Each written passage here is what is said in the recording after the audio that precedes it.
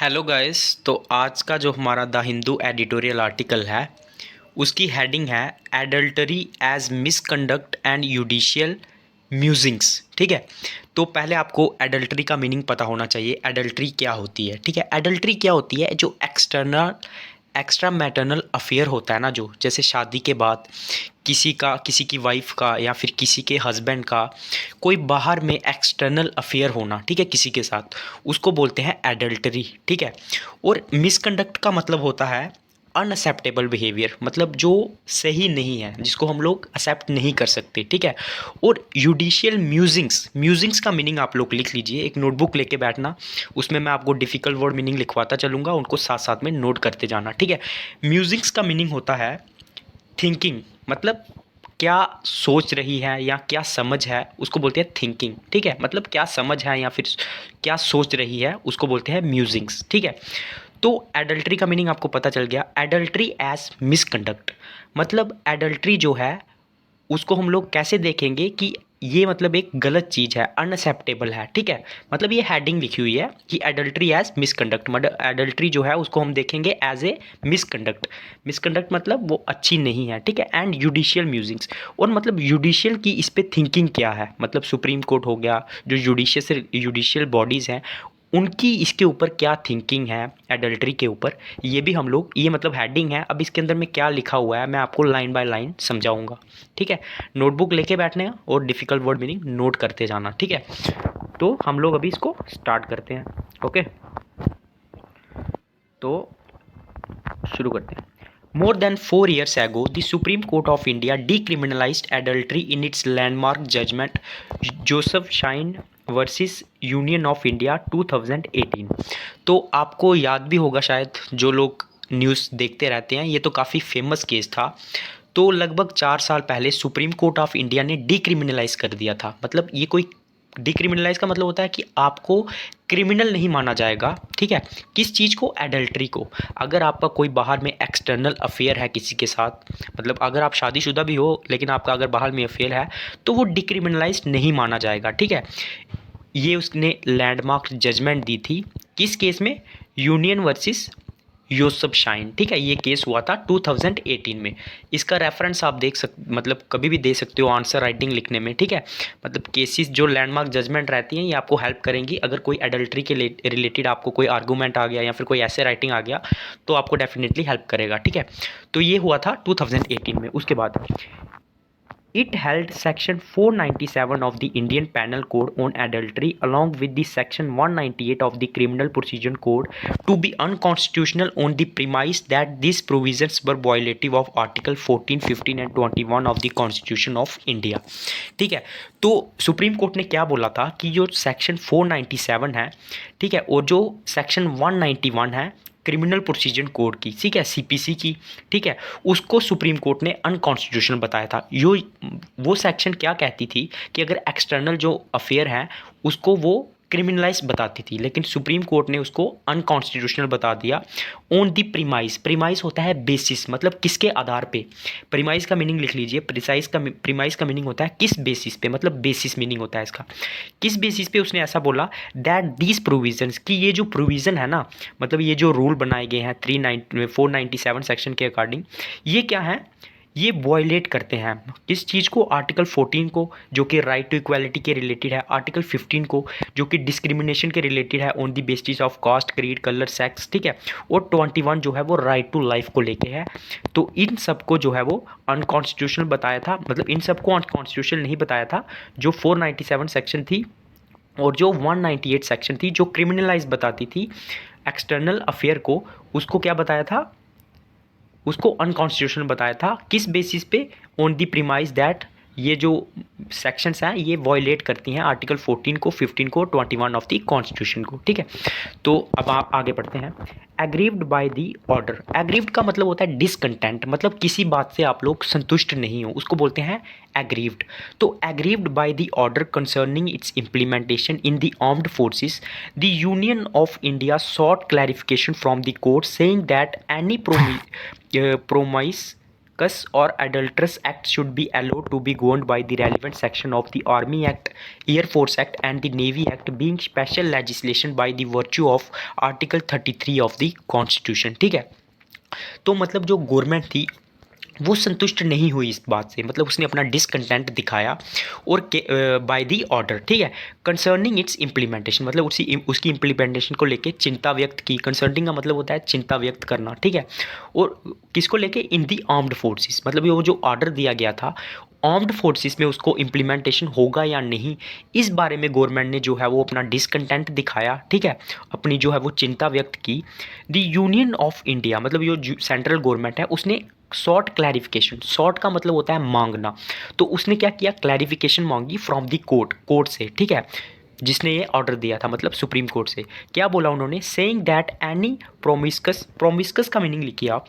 प्रोमिस्कस का मीनिंग होता है गड़बड़, एक तो गड़बड़ होता है, दूसरा होता है having sexual relation with many people, मतलब दूसरा इसका मीनिंग होता है अडल्ट्रस। अडल्ट्रस का मीनिंग मैंने आपको पहले ही बता दिया, एक्सटर्नल अफेयर होना या फिर सेक्सुअल किसी के साथ रिलेशन होना, ठीक है, तो मतलब ये इधर में लिखा ही हुआ है और करके लिखा हुआ है अडल्ट्रस, ठीक है, तो जो प्रोमिस्कस है और अडल्ट्रस है वो सेम है, ठीक है।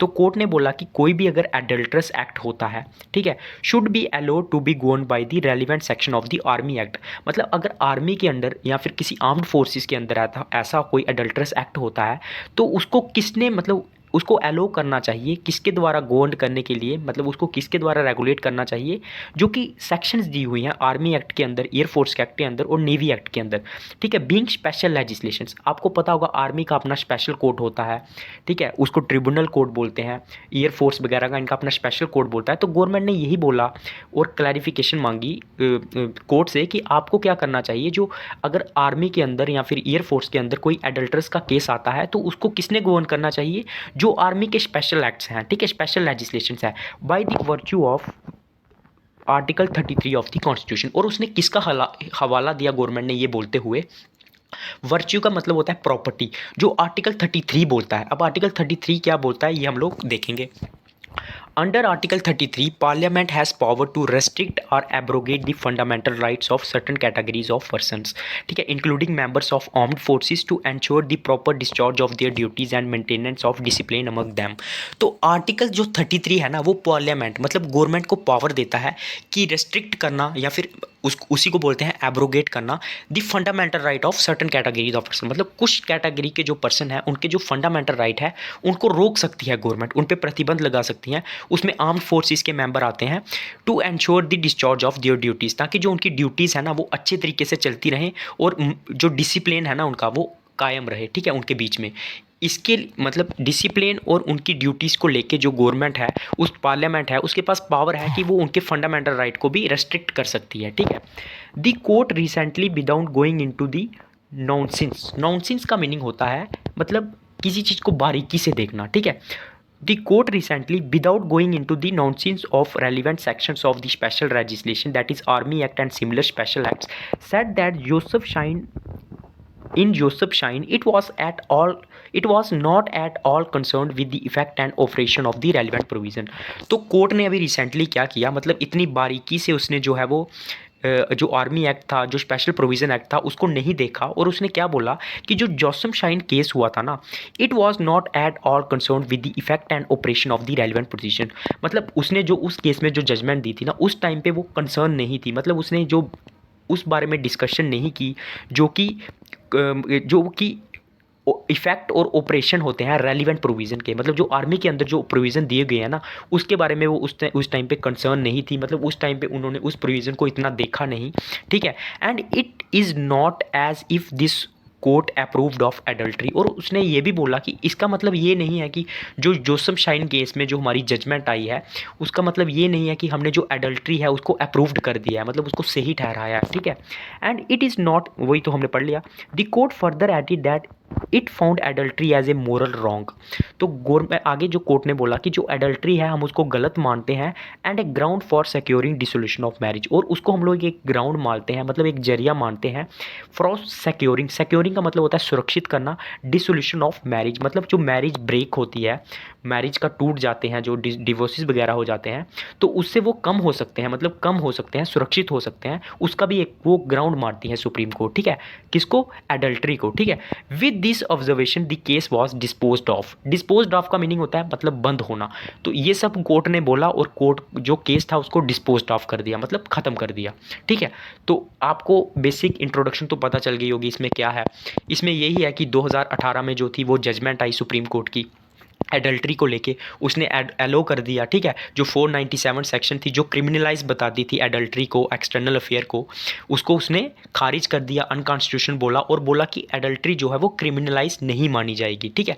लेकिन जो गवर्नमेंट थी उसने केस कर दिया, मतलब केस नहीं किया, उसने क्या बोला, उसने एक मतलब वो मांगा कि जो हमारी कोर्ट थी उससे उसने कुछ पॉइंट्स मांगे, कुछ मतलब चीज़ें मांगी कि हमें बताओ कि जो आर्म्ड फोर्सेस हैं, जो उनके स्पेशल एक्ट्स हैं, जो उनके अंदर में जो स्पेशल एक्ट्स आते हैं, उनके जो एडल्ट्री के केस हैं वो उन्हीं के द्वारा गवर्न होने चाहिए।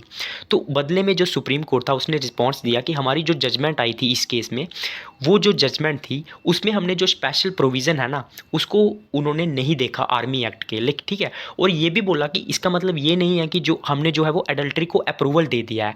हमारी नज़र में जो एडल्ट्री है वो अभी भी क्या है, मॉरल तरीके से हम लोग देखें तो वो गलत है, और क्या है, और ये हमने ग्राउंड माना है, इसको एक जरिया माना है कि इससे जो मैरिज जो ब्रेक होती है वो कम होगी, ठीक है।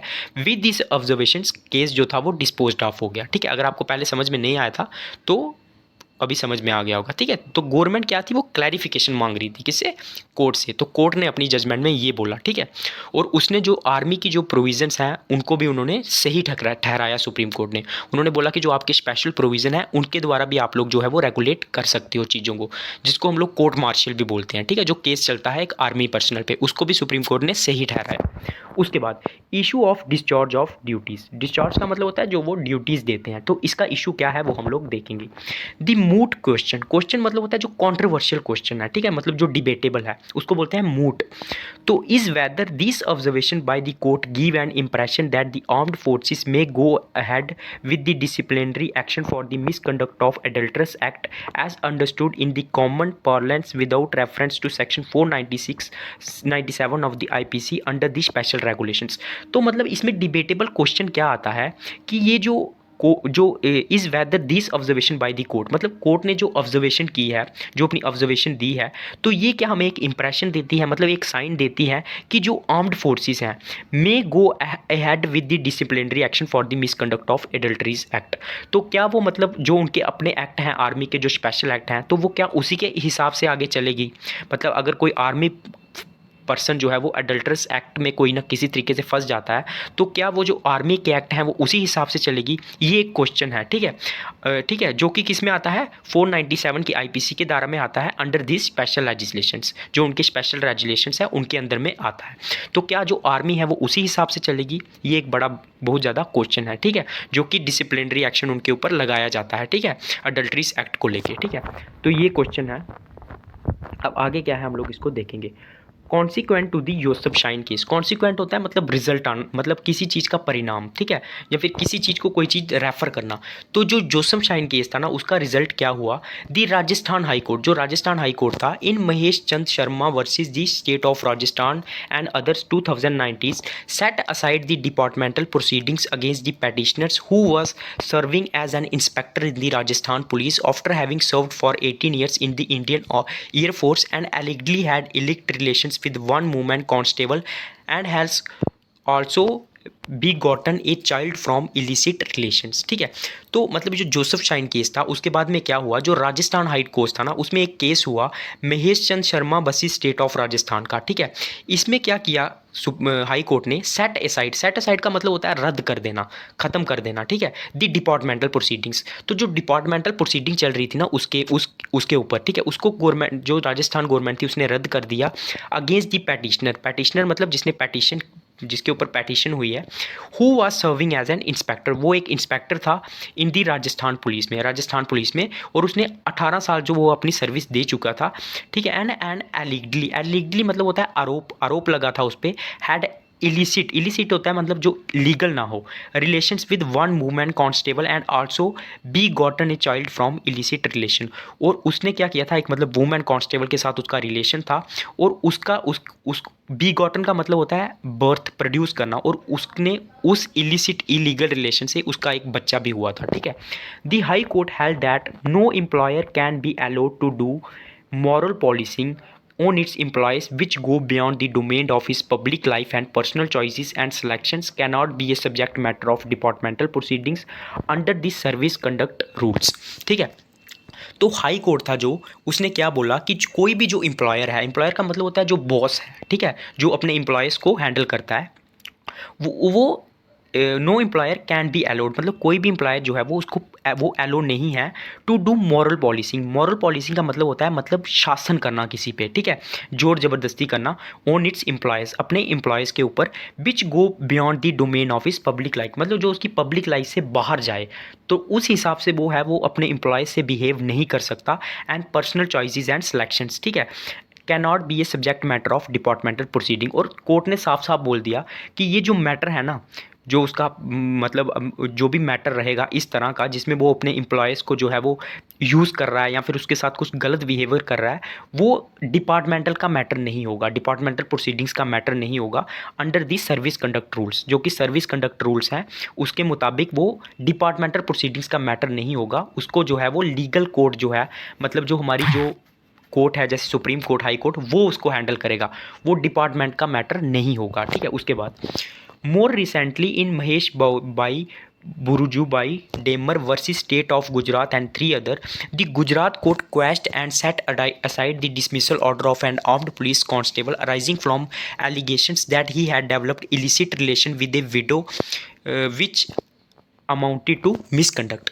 तो अभी रिसेंटली में क्या हुआ, एक केस हुआ बुरजुबाई का और स्टेट ऑफ गुजरात का, उसमें जो गुजरात थी उसने क्वेश्ट कर दिया मतलब ख़त्म कर दिया, एंड सेट असाइड मतलब रद्द कर दिया, the dismissed order of A armed police constable, मतलब कांस्टेबल था जो पुलिस का, उसका जो डिसमिस ऑर्डर था उसको ख़त्म कर दिया, ठीक है। Arising from allegations that he had developed illicit relations with a widow which amounted to misconduct, क्योंकि उस कांस्टेबल पे जो थी वो एलिगेशन लगाई गई थी कि उसका क्या है, इलिसिट मतलब इलीगल रिलेशन है, ठीक है, इलिसिट रिलेशन है किसके साथ, ही had developed illicit relation with a window, मतलब एक विधवा के साथ उसका एक इलीगल रिलेशन था, विच अमाउंटेड टू मिसकंडक्ट, जिसको क्या माना जा रहा था, एक मिसकंडक्ट माना जा रहा था, मतलब एक्सेप्टेबल नहीं माना जा रहा था, उस बेसिस पे क्या था, उसको डिसमिस कर दिया था, डिसमिस देने का ऑर्डर कर दिया था, लेकिन जो गुजरात हाई कोर्ट था उसने उसको कैंसिल कर दिया, ठीक है। उसके बाद द डिपार्टमेंटल इंक्वायरी रिपील that the relation between two voluntary and mutual and there was no exploitation of the women. जो डिपार्टमेंटल इंक्वायरी थी वो ये बोलती थी कि जो दोनों का रिलेशन था वो वॉलंटरी था, वॉलंटरी मतलब सहमति से था, और जो वुमेन थी उसका एक्सप्लॉयटेशन मतलब उसका शोषण नहीं हुआ था, ठीक है। The court held that in order to prove misconduct allegations must have some nexus. तो कोर्ट ने सीधा सीधा बोल दिया कि अगर कोई मिसकंडक्ट मतलब अगर कोई अनएक्सेप्टेबल बिहेवियर को हमने प्रूव करना है तो जो एलिगेशंस जो आरोप लगाए गए हैं ना उसमें कुछ ना कुछ कॉन्टैक्ट होना चाहिए, कुछ नेक्सिस होना चाहिए। नेक्सिस का मतलब होता है कॉन्टैक्ट, मतलब कुछ रिलेशन होना चाहिए, चाहे वो डायरेक्ट हो चाहे इनडायरेक्ट हो, with the duties to be performed by the government servant. किसके साथ, उसकी ड्यूटीज़ के साथ, मतलब अगर उसके पे ऊपर कोई आरोप लगाए जाते हैं ना तो उन आरोप्स का कोई रिलेशन होना चाहिए उसकी ड्यूटीज़ के साथ, मतलब उसकी ड्यूटीज़ पे कोई उसका इफेक्ट पड़ रहा है, ठीक है। तो ये सीधा सीधा किसने बोला, हाई कोर्ट पे ने, ठीक है। डिपार्टमेंट ने उसको सीधा सीधा क्या किया था, डिसमिसल ऑर्डर दे दिया था, लेकिन जो गवर्नमेंट थी, जो हाई कोर्ट था, उसने क्या बोला कि नहीं, उसका डिसमिसल ऑर्डर कैंसिल कर दिया, और मतलब जो डिपार्टमेंटल इंक्वायरी थी उसने भी यही बोला था कि दोनों के बीच जो सहमति से रिलेशन था, ठीक है। और गवर्नमेंट ने सीधा सीधा बोल दिया कि अगर आपको किसी भी आदमी का जो है वो मतलब जो मिसकंडक्ट है उसको प्रूव करना है तो उसका कुछ ना कुछ उसकी ड्यूटी के साथ रिलेशन होना चाहिए। अगर उसकी ड्यूटी को हार्म नहीं कर रहा है तो वो उसको हम लोग मिसकंडक्ट नहीं मानेंगे, ठीक है। उसके बाद as the alleged act was a private affair and not a result of any coercive pressure. Coercive का मतलब होता है, इसका मीनिंग आप लोग लिख लीजिए। कोएर्सिव का मतलब होता है मतलब कोई जानबूझ के, ज़बरदस्ती का, ठीक है, फोर्सफुली लिख लीजिए। तो जो वो एलिग्ड एक्ट था ना, वो एक प्राइवेट अफेयर था, ठीक है, उसमें दोनों की सहमति थी, and not a result of any coercive force, उसमें कोई फोर्स प्रेशर जो है वो यूज़ नहीं हुआ था। The act of the petitioner at the most could be considered as a immoral act. तो मतलब जो पैटिशनर का जो एक्ट था ना, उसको हम लोग ज़्यादा से ज़्यादा, मतलब जिसके ऊपर आरोप लगाए गए हैं, उसको हम ज़्यादा से ज़्यादा इमोरल बोल सकते हैं, मतलब ये गलत है, मॉरल नहीं है, ठीक है। However to term it as misconduct, लेकिन उसको मिसकंडक्ट बोलना कि मतलब ये एक्सेप्टेबल नहीं है, as per conduct rules would be too far fetched. Far fetched का मतलब लिखिए, फॉर फेस्ट का मतलब होता है, फॉर फेस्ट का मतलब होता है नॉट ईजी टू बिलीव, मतलब किसी चीज़ पे विश्वास नहीं कर सकते हम लोग, ठीक है। तो सीधा सीधा इसका मतलब क्या हुआ, तो सुप्रीम कोर्ट ने सीधा बोल दिया कि जो उसने बिहेवियर किया, ज़्यादा से ज़्यादा हम उसको इमोरल बोल सकते हैं कि मतलब ये ठीक नहीं है, उसका एक विधवा के साथ रिलेशन है, लेकिन उसको हम लोग मिसकंडक्ट नहीं बोल सकते, मतलब अनएक्सेप्टेबल नहीं बोल सकते, जो कि एज पर कंडक्ट रूल के हिसाब से would be too far fetched, ठीक है। तो मतलब ऐसा करना एकदम क्या होगा, मतलब उसको बिलीवेबल नहीं माना जाएगा, उस पर हम लोग इजी से बिलीव नहीं कर सकते हैं कि उसको मिसकंडक्ट बोलना, ठीक है। उसके बाद एक कॉरलरी का मीनिंग लिखिए। कॉरलरी मतलब होता है रिजल्ट, किसी चीज़ का परिणाम। एक कॉरलरी में also be drawn with the conduct of any army personnel who consumes alcohol, ठीक है। तो हम लोग आगे सुप्रीम कोर्ट ने बोला कि हम लोग मतलब कोई भी किसी भी चीज़ का जो रिजल्ट है ना, उसको हम लोग कहाँ से भी देख सकते हैं, ड्रान कर सकते हैं with the conduct of an army personnel who consumes alcohol, कि मतलब उसका जो है वो कंडक्ट कैसा है, मतलब उसका जो बिहेवियर कैसा है जो अल्कोहल पीता है, ठीक है, उसका जो है वो बिहेवियर कैसा है, उससे भी हम लोग जो है वो पता कर सकते हैं कि जो आदमी है वो कैसा है, ठीक है। अनलेस द ड्रिंकिंग हैबिट्स और any such act of an officer affects the discharge of his duty और डिसिप्लिन ऑफ द फोर्स, मतलब जब तक जो है उसकी जो ड्रिंकिंग हैबिट है वो उसको उसकी जो ड्यूटीज़ हैं एज ए उसको इफेक्ट नहीं करती हैं, ठीक है, या फिर उसके जो डिसिप्लिन है उसको इफेक्ट नहीं कर सकती हैं, no departmental action is initiated, तब तक उस पर हम लोग जो है कोई भी डिपार्टमेंटल एक्शन नहीं ले सकते हैं। ऊपर भी यही बोला, राजस्थान जो हाई कोर्ट का केस था उसमें भी सुप्रीम कोर्ट ने यही बोला, मतलब हाई कोर्ट ने यही बोला कि उन दोनों के बीच सहमति का रिलेशन है, उससे उसकी कोई ड्यूटी है वो हार्म नहीं हो रही है। गवर्नमेंट ने मतलब हाई कोर्ट ने सीधा सीधा बोला कि कुछ ना कुछ उसकी ड्यूटी के साथ उसका रिलेशन होना चाहिए। अगर उसकी ड्यूटी जो है वो इफेक्ट नहीं हो रही है, ठीक है, अगर वो अपनी ड्यूटी बढ़िया से कर रहा है, उसका डिसिप्लिन ठीक है, तो अगर उसका कोई अफेयर है तो इसका मतलब ये नहीं है कि उस पर कोई डिपार्टमेंटल इंक्वायरी हो जाएगी, ठीक है। तो यहाँ पे भी वो है जो कोर्ट वो यही बोल रही है कि no department action is initiated, जब तक मतलब वो दारू पी रहा है चाहे कुछ पी रहा है, जब तक उसकी ड्यूटी पे उसका इफेक्ट नहीं है, या फिर उसकी जो है वो मतलब उसकी जो डिसिप्लिन है उस पर उसका कोई इफेक्ट नहीं है, तब तक क्या है उसके ऊपर हम लोग कोई भी डिपार्टमेंटल एक्शन नहीं ले सकते। It is no body secret that army canteens officially provide alcohol to their man. तो आगे जो है वो सीधा सीधा मतलब बोलते हैं कि ये कोई सीक्रेट की बात नहीं है, मतलब ये कोई छुपाने वाली बात नहीं है कि जो आर्मी कैंटीन है वो अपने पर्सनल को क्या देते हैं, अल्कोहल देते हैं, दारू देते हैं, ठीक है। And officers at subsidise rates at all location, मतलब उनके सस्ते दामों पे, उनको सब्सिडाइज रेट पे जो अल्कोहल है वो प्रोवाइड की जाती है, जो कोई सीक्रेट नहीं है किसी के भी लिए। ए सेक्शन ऑफ सोसाइटी में consider drinking alcohol as an immoral act, मतलब कुछ जो सेक्शन ऑफ सोसाइटी है वो इसको इमोरल मान सकती है, मतलब गलत मान सकती है, but this does not authorise the employer to initiate disciplinary action, लेकिन इसका मतलब ये नहीं है कि जो एम्प्लॉयर है, जो बॉस है, उसको ये अधिकार मिल जाएगा कि वो उसके ऊपर डिसिप्लिनरी एक्शन शुरू कर दे, ठीक है। In other words some private spaces is given even to army personnel, तो अगर हम दूसरे शब्दों में कहें तो जो कुछ ना कुछ जो प्राइवेट स्पेस है ना वो आर्मी पर्सनल को भी मिलना चाहिए, where moral policing is not allowed, जहाँ पे उसके ऊपर जो मॉरल पॉलिसिंग है, मतलब जो शासन है ना वो नहीं चलेगा, मतलब ठीक है, जोर ज़बरदस्ती नहीं होनी चाहिए, ठीक है। एक caveat that cannot be overlooked, caveat का मतलब होता है वार्निंग, ठीक है, कैनॉट बी ओवरलुक्ड जिसको हम लोग इग्नोर नहीं कर सकते, ठीक है। तो कैवियट का मीनिंग लिख लिया आपने वार्निंग, और ओवरलुक्ड का मतलब होता है इग्नोर, तो एक ऐसी वार्निंग जिसको हम लोग इग्नोर नहीं कर सकते, ये हेडिंग है, अब इसके अंदर क्या है हम लोग पढ़ेंगे। तो article 33 of the constitution empowers parliament to restrict the fundamental rights of the member of the armed forces, the caveat of as to ensure the proper discharge of their duties and maintenance of discipline among them cannot be overlooked।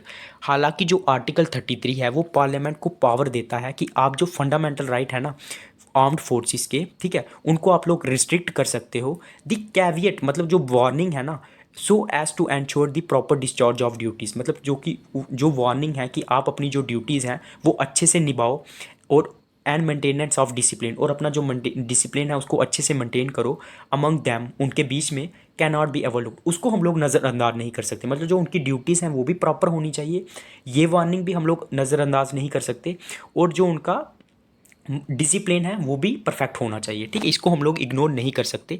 The same principle will also apply to member of forces charge with the maintenance of public order, और यही जो मतलब principal, मतलब जो rule है वो member of जो other forces हैं जो पब्लिक ऑर्डर को मेंटेन करती है, जैसे police personnels of all states and union territories, intelligence and counter intelligence agencies including their communication sections as provided in article 33 of the constitution. तो ये जो रूल है वो पुलिस के ऊपर भी लागू होता है, जो इंटेलिजेंस एजेंसीज है उनके ऊपर भी लागू होता है, ठीक है। उसके बाद ये आर्टिकल 33 ऑफ द कॉन्स्टिट्यूशन में दिया हुआ है। उसके बाद therefore neither did the Joseph Shine verdict of 2018 inhibit the parameters of departmental proceeding nor has the clarification sought enlarges them, ठीक है। तो आगे वो क्या बोलता है कि जो neither did the Joseph Shine verdict, मतलब जो जोसेफ शाइन केस में जो वर्डिक्ट आया था गवर्नमेंट का, वो इनहिबिट का मतलब होता है रोकना, the parameters of departmental proceeding, मतलब जो डिपार्टमेंटल प्रोसीडिंग है उसको वो नहीं रोकता है। सुप्रीम कोर्ट ने सीधा सीधा बोल दिया, nor has the clarification sought enlarged them, और जो क्लैरिफिकेशन मांगी गई थी जो सुप्रीम कोर्ट से, वो उसको बढ़ाता भी नहीं है, ठीक है, डिपार्टमेंटल प्रोसीडिंग को, ठीक है। उसके बाद it is true that many acts and omissions which are not necessarily criminal in nature may amount to act unbecoming of a government servant. Unbecoming का मतलब क्या होता है, नॉट सूटेबल। तो ये मतलब सही है बोलना कि जो बहुत सारे ऐसे एक्ट और ओमिशंस होते हैं, मतलब ऐसे कुछ एक्ट होते हैं, कुछ हरकतें होती हैं, ठीक है, या फिर ओमिशन होते हैं, जो क्या करते हैं, ओमिशन का मतलब होता है कोई गलत चीज़ होना, which are not necessarily criminal, मतलब वो क्रिमिनल तो नहीं है माने जाते हैं ऐसे एक्ट, ठीक है। इन नेचर में हम लोग उसको क्रिमिनल नहीं बोलेंगे। May amount to act unbecoming of a government servant, लेकिन गवर्नमेंट सर्वेंट के लिए वो सूटेबल नहीं माने जाते हैं, ठीक है। ऐसे बहुत से एक्ट और ओमिशन होते हैं, मतलब गलत चीज़ें होती हैं, ठीक है। एक common thread running through all relevant judgments in that is that if conduct interferes directly or indirectly with the honest discharge of duties, such conduct may be considered as unbecoming of a government servant. तो मतलब जो जितनी भी judgement आई है उसमें एक common जो बात है ना वो ये है कि जो इफ़ कंडक्ट इंटरफेयर्स, मतलब क्या है, जो व्यवहार है, ठीक है, अगर वो इंटरफेयर करता है डायरेक्टली या इनडायरेक्टली में, मतलब किसी जवान का या फिर किसी आर्मी पर्सनल का जो व्यवहार है, अगर वो उसकी जो ड्यूटीज़ हैं उसको इनडायरेक्टली या डायरेक्टली क्या है वो इफेक्ट करता है, ठीक है, such conduct may be considered as unbecoming of a government servant. तो ऐसे बिहेवियर को, ऐसे मतलब विचारों को सूटेबल नहीं माना जाएगा, किसके लिए, गवर्नमेंट सर्वेंट के लिए, ठीक है। The legislative intent of article 33 of the constitution is also similar. तो जो लेजिस्लेटिव मतलब जो कानूनी जो आर्टिकल 33 है ना वो भी लगभग यही बात बोलता है, ठीक है। अगर जो आर्मी पर्सनल है या फिर जो गवर्नमेंट सर्वेंट है वो अपनी जो ड्यूटी है वो अच्छे से नहीं निभा रहा है या फिर डिसिप्लिन उसका अच्छा नहीं है, तो जो पार्लियामेंट के पास पावर है कि वो उसके जो फंडामेंटल राइट्स है उसको रेस्ट्रिक्ट कर सकते हैं। तो आर्टिकल 33 भी लगभग यही बोल रहा है, ठीक है। उसके बाद देयर फॉर दी सैक्रोसेंट का मतलब होता है जो काफ़ी ज़्यादा इंपॉर्टेंट है, right to privacy available to the member of armed forces and policeman engaged in the maintenance of public order cannot be taken away under the guise of special legislations unless it has some nexus with their duties। तो आगे वो क्या बोलता है, जिसने article लिखा है वो ये बोलता है कि जो सैक्रोसेंट राइट टू प्रिवेसी है जो काफ़ी ज़्यादा इंपॉर्टेंट है, सैक्रोसेंट का मीनिंग मैंने बता दिया, जो काफ़ी ज़्यादा इंपॉर्टेंट है, जो कि मेंबर्स को मिलता है आर्म्ड फोर्सेस के या फिर जो पुलिस वाले हैं उनको मिलता है, उसको हम लोग उनसे नहीं छीन सकते under the guys of special legislations. Guys का मतलब होता है मतलब किसी बहाने से या किसी मैनर से, तो हम लोग स्पेशल लेजिस्लेशंस के आधार पे उनका जो राइट टू प्राइवेसी है ना उसको हम लोग नहीं छीन सकते हैं unless it has some nexus with their duties, जब तक कि उनका कोई ना कोई रिलेशन उनकी ड्यूटीज़ के साथ नहीं होगा। मतलब अगर उनकी ड्यूटीज़ अफेक्ट हो रही है ना तो हम लोग उसको कंसीडर करेंगे, उनके फंडामेंटल राइट को छीन सकते हैं, ठीक है, या फिर जो राइट टू प्राइवेसी है उसको हम लोग छीन सकते हैं, लेकिन उसका ड्यूटी के साथ उनका कोई रिलेशन होना चाहिए। अगर उनकी ड्यूटी ठीक है, उनका बाकी जो मतलब डिसिप्लिन ठीक है, तो हम लोग उनका जो मतलब राइट टू प्राइवेसी है ना उसको हम लोग नहीं छीन सकते हैं, ठीक है। तो ये आज का आर्टिकल था, काफ़ी ज़्यादा इंपॉर्टेंट था, काफ़ी इंटरेस्टिंग था, एक एक लाइन मैंने आपको हिंदी में बता दी। तो तो अगर अच्छा लगा है तो चैनल को सब्सक्राइब कर देना, बेल आइकॉन को दबा देना, ताकि जब भी मैं वीडियो डालूंगा नेक्स्ट आपको नोटिफिकेशन मिल जाएगा, ठीक है। और टेलीग्राम लिंक मैं डिस्क्रिप्शन में दे दूंगा, उसको ज्वाइन कर लेना, क्योंकि मैं आपको डेली वीडियो लिंक और PDF वहाँ पे प्रोवाइड कर दूंगा, ठीक है। तो फीडबैक पक्का दे देना यार, जो भी पूरा वीडियो देखा है वो फीडबैक पक्का दे देना। अब एक बार आपने मेरे से पढ़ लिया, अब मैं PDF भेज दूंगा, आप इसको जाके खुद पढ़ो, आपका रीडिंग हैबिट भी बढ़ेगा, आपका वोकैब भी स्ट्रांग होगा, ठीक है। तो आज का आर्टिकल इतना ही था। फीडबैक पक्का दे देना यार, और लाइक कर देना, शेयर कर देना, ठीक है। ओके, जय हिंद।